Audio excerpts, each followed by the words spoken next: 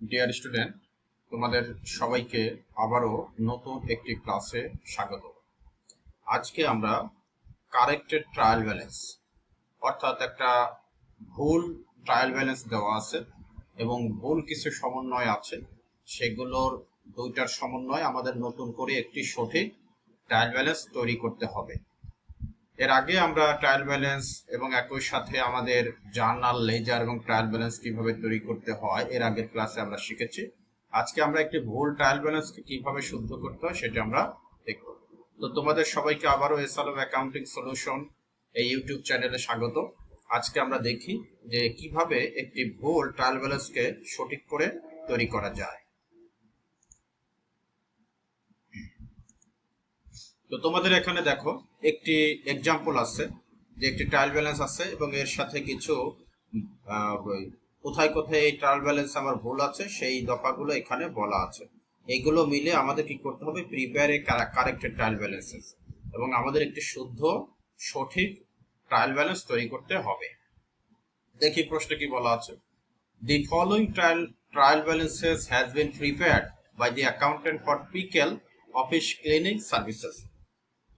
Pickle office cleaning সার্ভিসেসের accountant কি করেছে, এই নিচের ট্রায়াল ব্যালেন্সটা তৈরি করেছে 30 জুন 2013 তারিখে। তো এখানে ক্যাশ দেওয়া আছে ডেবিট, অ্যাকাউন্ট রিসিভেবল ডেবিট দেওয়া আছে, প্রিপেড রেন্ট ডেবিট দেওয়া আছে, সাপ্লাইজ অন হ্যান্ড এটা দেখো ক্রেডিট দেওয়া আছে। সাপ্লাইজ অন হ্যান্ড কিন্তু সম্পদ, এটা ডেবিট হওয়ার কথা, এটা ক্রেডিট আছে, অর্থাৎ ভুল আছে, এটা আমাদের সঠিক করতে হবে। ইকুইপমেন্ট এটা ঠিক আছে debit, notes payable credit, accounts payable credit, pickle capital এটা ক্রেডিট, কিন্তু দেখো যে পিকেল উইথড্রয়ালস উত্তোলন এটা কিন্তু ক্রেডিট করা আছে, অর্থাৎ ভুল করেছে ওরা, আমাদের এটা ডেবিট দিকে সঠিক ট্রায়াল ব্যালেন্সে লিখতে হবে। অফিস ক্লিনিং ফিজ আর্নড এটা হচ্ছে আমার আয়, অফিস ক্লিনিং ফিজ আর্নড এটা হচ্ছে এটা ক্রেডিট দিকে, স্যালারি এক্সপেন্স ডেবিট দিকে, রেন্ট এক্সপেন্স ডেবিট দিকে, ইউটিলিটি এক্সপেন্স ডেবিট দিকে। এই হচ্ছে, তোমরা এখন দেখো সাম আপ করে দেখো যে ডেবিট দিকে 7,02,450 টাকা আর ক্রেডিট দিকে হচ্ছে 8,61,450 টাকা, অর্থাৎ ট্রায়াল ব্যালেন্স কিন্তু মেলে নাই, ডেবিট দিকে কম আর ক্রেডিট দিকে বেশি, তার মানে ভুল আছে। এখন এরপরে কি বলেছে দেখো, অতিরিক্ত additional data, as you can see তোমরা দেখতে পাচ্ছ যে trial balance does not balance, trial balance মেলে নাই, ডেবিট সমান ক্রেডিট হয় নাই। An investigation of the general journal entries, general journal অর্থাৎ সাধারণ জাবেদা দাখিলা and the general ledger accounts অর্থাৎ জাবেদা এবং খতিয়ান, এই দুইটাতে পরবর্তীতে ইনভেস্টিগেশন করা হয়েছে যে ট্রায়াল ব্যালেন্সটা কেন মেলে নাই। ট্রায়াল ব্যালেন্স না মিললেই আমাদের জাবেদা এবং খতিয়ানে কোনো সমস্যা হয় কি আছে কিনা সেটা আগে দেখতে হয়। এই কারণে এখানে তারা দেখে পরবর্তীতে রিভিউজ দি ফলোইং ইনফরমেশন, নিচের ইনফরমেশন গুলো পেয়েছে ইনভেস্টিগেশন করে। এখন নিচে কি ইনফরমেশন আছে, when the balance in the cash account was transferred অর্থাৎ ক্যাশ অ্যাকাউন্টের ব্যালেন্স যখন ট্রান্সফার করা হয় কোথা থেকে, ফ্রম দি জেনারেল লেজার সাধারণ খতিয়ান থেকে, কোথায়, টু দ্য ট্রায়াল ব্যালেন্স রেও মিলে, দি ফার্স্ট 2 ডিজিটস ওয়ার ট্রান্সপোজড অর্থাৎ জেনারেল লেজার থেকে আমরা ক্যাশ অ্যাকাউন্টের যে ব্যালেন্সটা পেয়েছিলাম সেইটা যখন আমরা ট্রায়াল ব্যালেন্স রেওয়া মিলে যখন আমরা স্থানান্তর করি, রেওয়া মিলে যখন আমরা নেই, দি ফার্স্ট 2 ডিজিটস আর ট্রান্সপোজড প্রথম দুইটা ডিজিট অর্থাৎ যত টাকা আছে তত টাকার প্রথম দুইটা ডিজিট কি হয়ে গেছে, তাদের স্থান বদল হয়ে গেছে। অর্থাৎ আমরা দেখাই এখানে এই যে আমাদের ক্যাশ, এই ক্যাশের ব্যালেন্স আমরা এখানে দেখতে পাচ্ছি 78,150 টাকা, কিন্তু আমাদের এখানে বলেছে উদ্ঘাটন করে পাওয়া গেছে যে ফার্স্ট 2 ডিজিটস, এবং আমরা এখানে দেখতে পাচ্ছি ফার্স্ট 2 ডিজিট হচ্ছে 7 এবং 8, আর এই দুইটা ডিজিট কি হয়ে গেছে, ট্রান্সপোজড অর্থাৎ একে অপরের জায়গা দখল করছে, অর্থাৎ 7 8 এর জায়গা দখল করছে আর 8 7 এর জায়গা দখল করছে, অর্থাৎ এখানে ভুল আছে। তাহলে শুদ্ধটা হচ্ছে আমার 8 প্রথমে আসবে আর 7টা পরে যাবে, কিন্তু আমরা এটা না করে কি করছি, 7 কে আগে দিয়েছি আর 8 কে পরে দিয়েছি, অর্থাৎ আমাদের ভুল হয়েছে। তাহলে আমাদের 78,000 হয়ে গেছে, আমাদের হওয়ার কথা আসলে 87,150, এটা হওয়ার কথা, কিন্তু আমরা লিখেছি 78,150 টাকা। এটা আমাদের সঠিক করতে হবে। আমরা দেখি সঠিকটা কি করা আছে। এটা হচ্ছে আমাদের কারেক্টেড ট্রায়াল ব্যালেন্স, এবং এখানে তোমরা ক্যাশ দেখতে পাচ্ছ যে আমাদের এখানে সঠিক করে লেখা হয়েছে 87,150 টাকা। আমাদের ভুল কিন্তু লেখা হয়েছিল 78,150।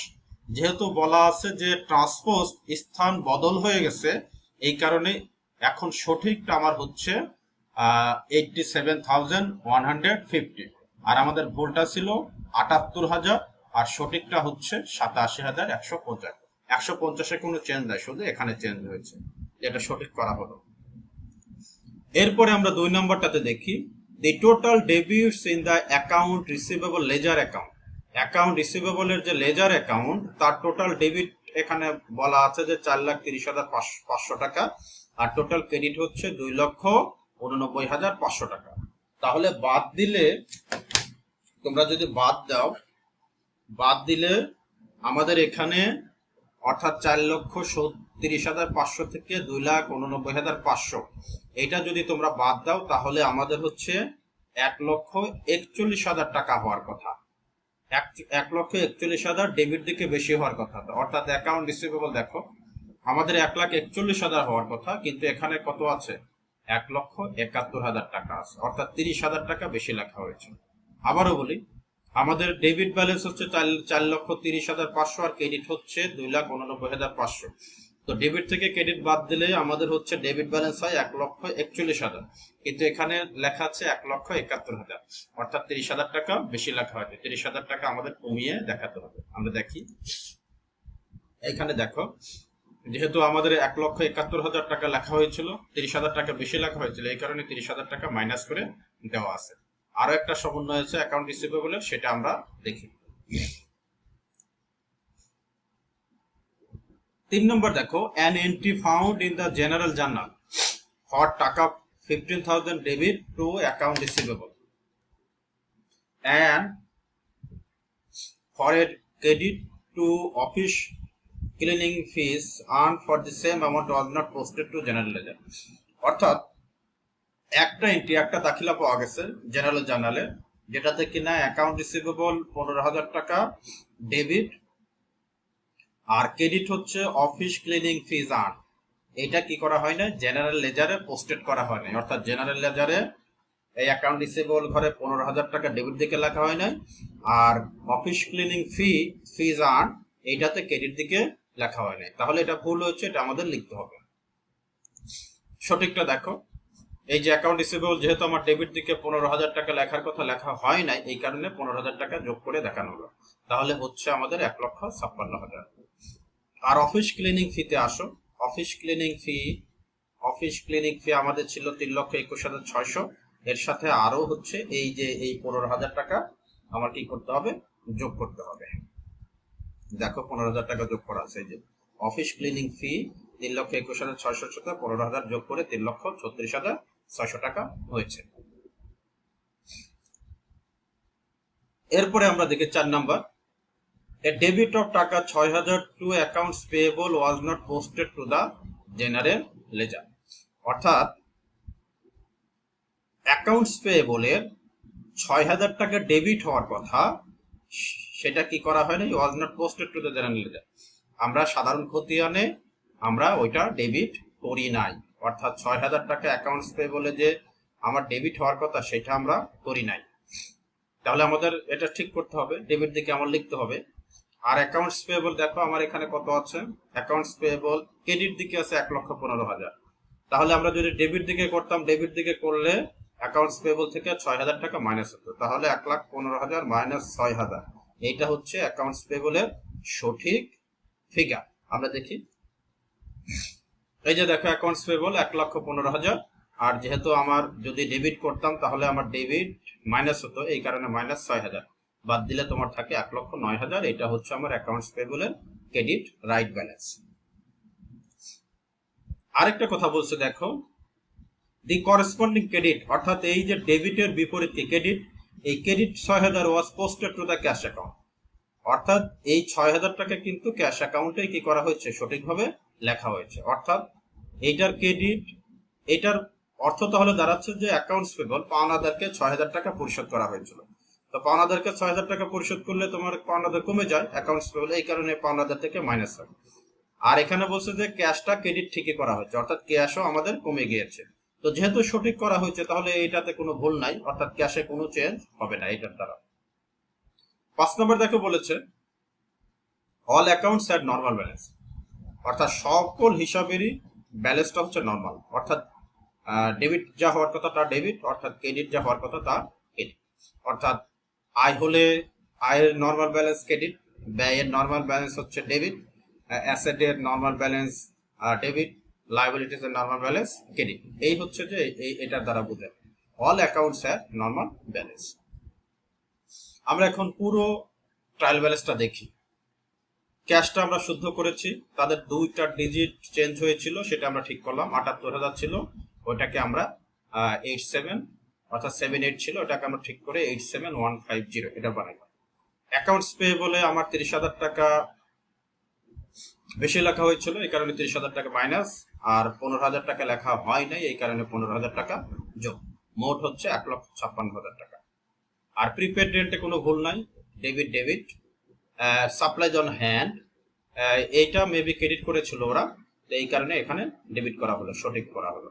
ইকুইপমেন্ট ডেবিট ডেবিটই ছিল। Notes payable credit, accounts payable 6,000 টাকা বেশি দেখানো হয়েছিল, এই কারণে 6,000 টাকা মাইনাস 1,09,000 টাকা হলো। ক্যাপিটাল ক্রেডিট, উইথড্রলস ওরা ক্রেডিট করেছিল, এখন সঠিক করতে হলে আমাদের ডেবিট করতে হলো। অফিস অ্যাজ অফিস ক্লিনিং ফিজ আর্ন, অর্থাৎ অফিস ক্লিনিং ফিজ আর্ন, এইটাতে আমাদের 15,000 টাকা কম লেখা হয়েছিল, এই কারণে আমাদের 15,000 টাকা যোগ করে মোট 3,36,600 টাকা সঠিক করা হলো। Salary expense expense debit, rent expense debit, utility expense 14,100 debit. এখন ডেবিট সবগুলো তোমরা ক্যালকুলেটর নিয়ে যদি যোগ করো তাহলে দেখবে যে 7,83,450 টাকা, আর ক্রেডিট দিকে হচ্ছে 7,83,450 টাকা। অর্থাৎ আগের ট্রায়াল ব্যালেন্স কিন্তু মিলে নাই, ভুল ছিল। এই যে এখানে ভুলগুলো উদ্ঘাটন করে, এখানে কিছু ভুল হয়েছিল, এখানে ভুল উদ্ঘাটন করা গেছে, উদ্ঘাটন করে আমরা কি করলাম, সঠিক একটা ট্রায়াল ব্যালেন্স তৈরি করলাম। ট্রায়াল ব্যালেন্স তৈরি করার পরে আমরা ডেবিট এবং ক্রেডিট যোগ করে দেখলাম যে না, এখন ঠিক আছে, অর্থাৎ অঙ্কে কোনো সমস্যা নাই। অর্থাৎ ডেবিট দিকে 7,83,450 আর ক্রেডিট দিকেও 7,83,450। তো এই হচ্ছে, যদি আমাদের ট্রায়াল ব্যালেন্স যদি ভুল থাকে এবং ভুলের কারণগুলো যদি বলা থাকে, দুইটাকে কম্পাইল করে কিভাবে সঠিক ট্রায়াল ব্যালেন্স তৈরি করতে হয় সেটা কিন্তু আমরা এখানে দেখলাম। তো আশা করি তোমরা সবাই বুঝতে পেরেছো। তারপরেও যদি তোমাদের কোনো সমস্যা থাকে, আমি আগেও বলেছি এখনো বলছি যে তোমরা অবশ্যই কমেন্ট বক্সে কি করবে, যে তোমাদের সমস্যাটা লিখে আমাকে জানাবে। আমি চেষ্টা করব তোমাদের যত সমস্যা আছে সব সমস্যাগুলো কিভাবে সুন্দরভাবে সলভ করা যায়। তো সবাই ভালো থেকো, সবার জন্য অশেষ দোয়া এবং শুভকামনা। আমার জন্য তোমরা সবাই দোয়া করো। আল্লাহ হাফেজ।